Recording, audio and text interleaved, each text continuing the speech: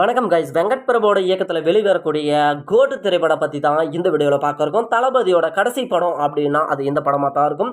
So இந்த படத்தை இருக்கிறது வெங்கட் பிரபு தான். ஸோ இதில் வந்து பார்த்தீங்கன்னா பெரிய பெரிய நட்சத்திரங்களாக நடிச்சிருக்காங்க அப்படின்னு தான் சொல்லணும். ஸோ உதாரணத்துக்கு பிரபு தேவா, அதே மாதிரி வந்து பார்த்தீங்கன்னா பிரசாந்த் அவர்கள், யோகி பாபு, அந்த மாதிரி எல்லாருமே வந்து நடிச்சிருக்காங்க. இந்த படம் எதை நோக்கி போகுது, ஆக்சுவலாக வந்து ட்ரைலர் பார்த்துருப்பீங்க.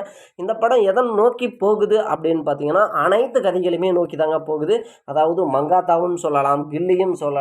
அதே மாதிரி இவர் நடித்த அனைத்து படத்தில் இருந்தும் ஒவ்வொரு சில சீன்ஸை வந்து பார்த்திங்கன்னா ஞாபகப்படுத்துகிற மாதிரி இருக்கும். ஏன்னு கேட்டால் இந்த படம் வந்து பார்த்திங்கன்னா இவரோட கடைசி படம். முழுக்க இவர் வந்து அரசியலுக்கு போகிறதுனால வந்து பார்த்திங்கன்னா இது கடைசி பண்ணுறதுனால ஒரு எல்லாத்தையும் ஞாபகம் படுத்துகிற மாதிரி இருக்கும் அப்படின்ற விதமாக இது எடுத்திருப்பாங்க. ஸோ இந்த படத்தை பொறுத்தளவுக்கு வந்து பார்த்திங்கன்னா டபுள் ஆக்ஷன் அப்படின்னு சொல்லலாம். அதாவது டபுள்ன்றதோட ட்ரிபிள் ஆக்ஷன்னே சொல்லலாம். ஸோ இந்த படத்தில் நம்ம விஜய் அவர்கள் ஃபுல் சரக்கடிக்கிறதுல வந்து பார்த்திங்கன்னா ஒரு அடிக்ட் மாதிரி வந்து காமிச்சிருப்பாங்க. ஆக்சுவலாக வந்து இந்த படத்தில் தான் வந்து பார்த்திங்கன்னா அந்த மாதிரி காமிச்சிருக்காங்களா அப்படின்னு பார்த்தீங்கன்னா கண்டிப்பாக கிடையாது. நம்ம வழக்கமாக சொல்கிறாருல, நாளையிலேருந்து சரக்கே அடிக்கக்கூடாதுரா. அதாவது ஒரு மனுஷன் வந்து பார்த்திங்கன்னா நைட்டு வந்து பார்த்திங்கன்னா சாயங்காலம் சரக்கு அடிக்கணும் போல் தோணும். அடுத்த நாள் காலையில் இனிமேல் அடிக்கவே கூடாதா அப்படின்னு தலைவர் மங்காத்தாவில் வந்து சொல்லுவார்ல, அந்த மாதிரி ஒரு சீன் அப்படியே கொடுத்துருக்காங்க. ஸோ ஸ்னேகாவும் இருக்காங்க.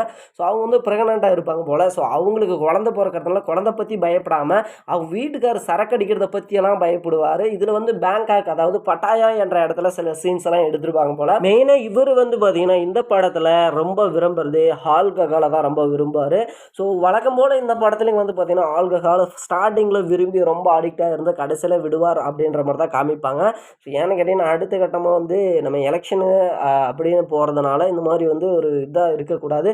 ஸோ அதுக்கப்புறமா கில்லிலேருந்து ஒரு சில சீன்ஸ் எல்லாம் விட்ருக்காங்க. அதாவது கடைசி திருந்தி வாழ்வோம்ல, ஸோ அந்த டைமில் நம்ம கில்லி படத்தில் சொக்கலா அம்பரதுரோம் அப்படின்ற ஒரு ஹையர் சீன் எல்லாம் வரும். ஸோ நீங்கள் பார்த்துருப்பீங்க. ஸோ அந்த மாதிரி வந்து கடைசி ஹெண்டில் வந்து கொண்டு வந்திருக்காங்க.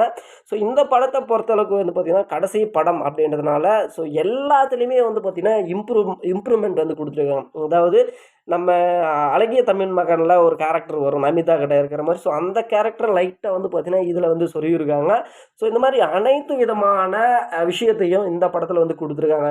கடைசி படம், ஏன்னா அரசியலுக்கு நம்ம போகிறதுனால இது கடைசி படம்ன்றதுனால இந்த மாதிரி விஷயத்தெல்லாமே வந்து கொடுத்துருக்காங்க.